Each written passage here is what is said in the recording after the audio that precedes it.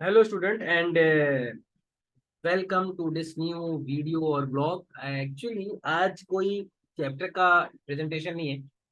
आज एक कॉमन सवाल है जो बच्चे मुझसे अक्सर पूछते रहते हैं कि सर 10th के बाद क्या करना चाहिए, आईआईटी करना चाहिए कि नीट करना चाहिए, यानी जेईई के एग्जाम की तैयारी करनी चाहिए या सर हमें एनईईटी के एग्जाम की तैयारी करनी चाहिए, यानी नीट की।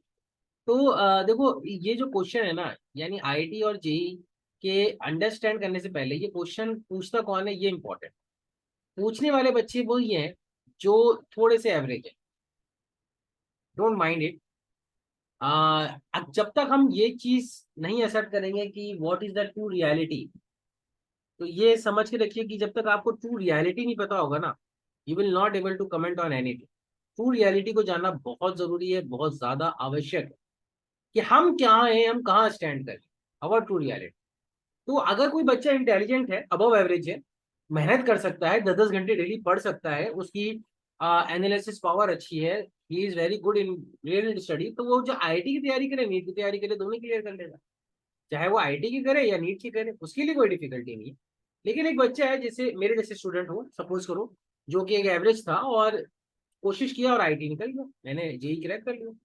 तो आईआईटी और जेई या नीट का एग्जाम कौन क्लियर कर सकता है, ये क्वेश्चन उस पर डिपेंड करता है। Are you getting it? तो सबसे पहले हमें समझना है कि हमें अगर ये सवाल आ रहा है हमारे जहन में या मन में, तो इसका एक कारण तो ये हो सकता है कि हम एवरेज हैं और हम ये आंसर ढूंढना चाह रहे हैं कि कौन सा एग्जाम इजी है। ये है एक्चुअल सवाल। ये नहीं है एक्चुअल सवाल सर नीट करना चाहिए कि जेईई करना चाहिए, कैरियर किस में ज्यादा ग्रो करता है, पैसा किस में ज्यादा कमाया जा सकता है। एक्चुअल सवाल ये नहीं है। सर कौन सा इजी टू क्रैक है, which exam is easy to crack. Actual question ये, इजी टू क्रैक।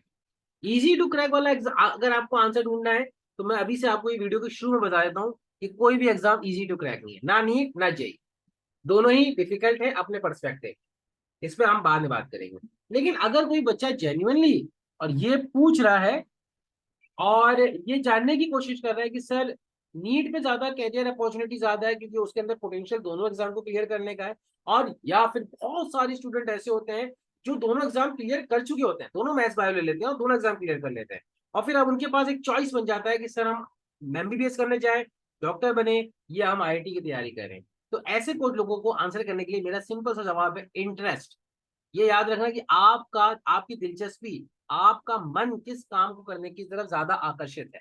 अगर आप ये चाहते हो कि मैं सुबह 8 से लेकर 5 बजे तक एक एयर कंडीशन ऑफिस में बैठ के, सामने कंप्यूटर हो या मेरी कोई मशीनरी हो या मेरे को कुछ ऑर्डर या any kind of corporate sector कोई एनवायरमेंट हो, दिल्ली, गुड़गांव और स्कॉटलैंड, लंदन, ब्राजील के किसी ऑफिस में बैठ के मैं दुनिया की जो मशीनरीज हैं या कंप्यूटर्स हैं या जो भी इंजीनियरिंग पार्ट है मैं वो करना चाहता हूँ, मेरे को उसमें मजा आता है, तो आपके लिए आईआईटी है, आपके लिए इंजीनियरिंग है। और अगर आपको ये लगता है कि मैं एनी टाइम, मेरे को कभी भी कोई भी काम कर सकता है, एक बदबूदार एनवायरनमेंट में मुझे काम करना है जहाँ पे फिनाइल की बदबू होगी, हमेशा ही मेरे पास लोग मरी हुई सूरत में आएंगे, डिप्रेस, परेशान, मुझे बुखार है, मुझे सर्दी है, मुझे मुझे खांसी है, मुझे मलेरिया हो रहा है, जब भी आपसे कोई मिलेगा वो अपना दुखड़ा ही सुना रहा हो, कोई आपको खुशी की बात नहीं दे रहा हो। तो अगर आप ऐसे लोगों के बीच में काम करना चाहते हैं तो आपके लिए डॉक्टर है। मैं आपको नेगेटिव साइड नहीं बता रहा हूँ नीट का, मैं ये बता रहा हूँ रियलिटी क्या है। आप एमबीबीएस करके काम कहाँ करने वाले, आप आईआईटी करके काम कहाँ करने वाले हो, ये सबसे पहले इंपॉर्टेंट अपने को कंसेप्ट समझना है स्टार्टिंग में। दूसरी बात, अगर ऐसा है तो आपका इंटरेस्ट है, मेरे ख्याल से दोनों ही कैरियर के अंदर प्रोज एंड कॉन्स है। कैरियर की बात कर रहा हूँ मैं, एग्जाम की नहीं। दोनों ही, यानी डॉक्टर एमबीबीएस करने के बाद और इंजीनियरिंग करने के बाद, दोनों ही जगह प्रोज एंड कॉन्स मौजूद है। यानी एमबीबीएस के कुछ पॉजिटिव फैक्टर्स हैं, कैरियर सेट है, सोसाइटी में इज्जत है, एंड मनी जो है वो कंटिन्यूस वे में आता रहता है, इट्स नॉट ए क्राइटेरिया।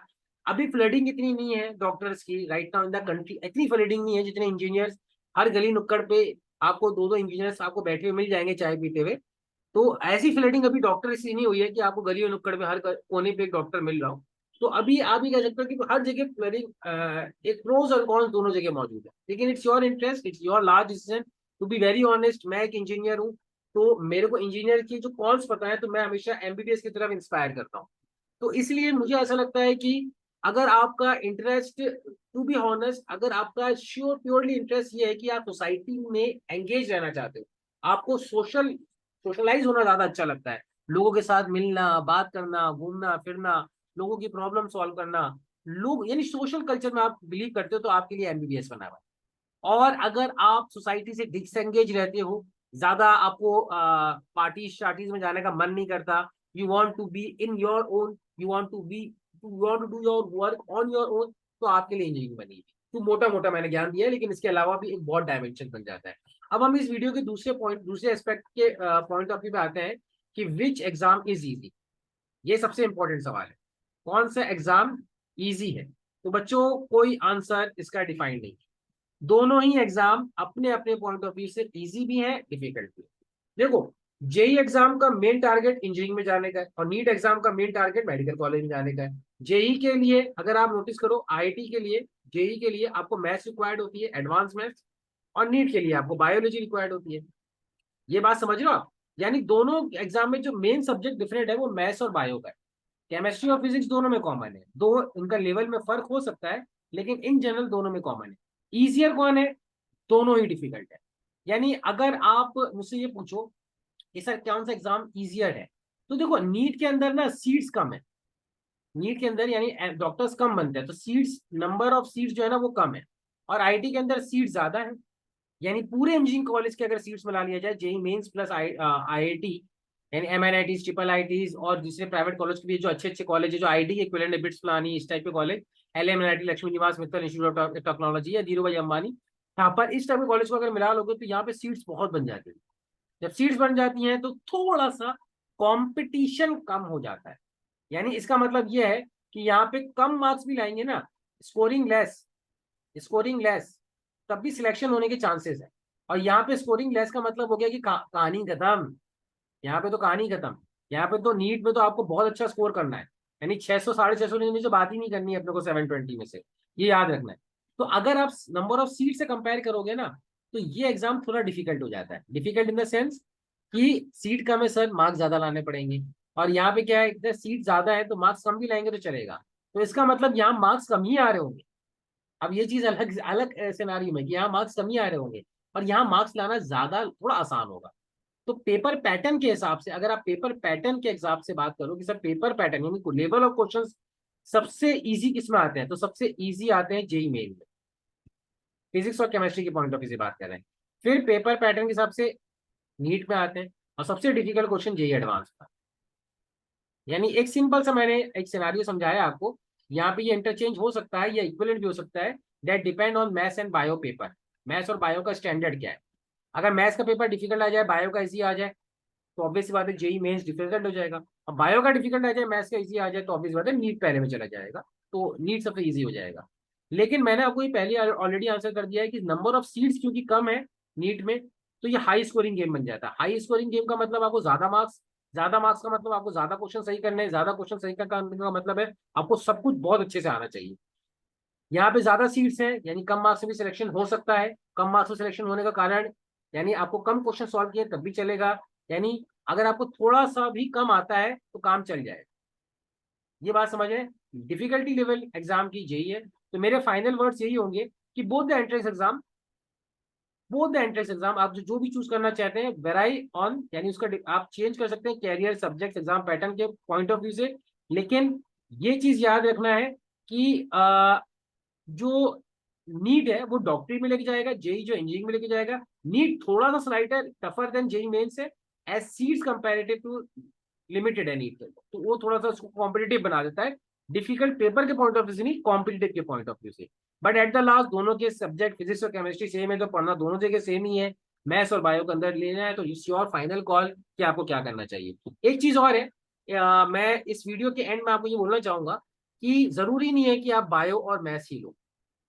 भाई बायो और मैथ्स के अलावा भी कैरियर है दुनिया, है ना। आप कॉमर्स में कैरियर बना सकते हो, आप आर्ट्स तो एक सब्जेक्ट है, यही सबसे मेन सब्जेक्ट था हिस्ट्री में।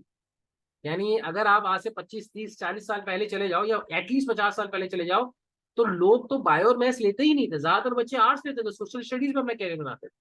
तो वो एक इंपॉर्टेंट है कि वो चीज क्यों चली गई, इसमें मैं वीडियो बनाऊंगा। लेकिन क्योंकि मेरा चैनल मैथ्स से रिलेटेड है, जेई ने जो बच्चे जेई और आईआईटी की तैयारी कर रहे हैं उनको मैं इंस्पायर कर रहा हूँ, तो इसलिए मैंने बायो और मैथ्स के बारे में कंपैरेटिव स्टडी दी। एक वीडियो मैं बहुत जल्दी बनाने वाला हूँ, उसमें मैं ये जरूर बताऊंगा कि आपको 10th के बाद अगर आप आईआईटी जेई या नीट में कैरियर नहीं बनाना चाहते हो, फिर भी फ्लरिशिंग कैरियर चाहिए, तो आर्ट्स और कॉमर्स लेके कैसे बनाया जा सकता है। आप जरूर कमेंट करिएगा, मुझे कांटेक्ट कर सकते हैं कि आपको वो वीडियो चाहिए या नहीं चाहिए।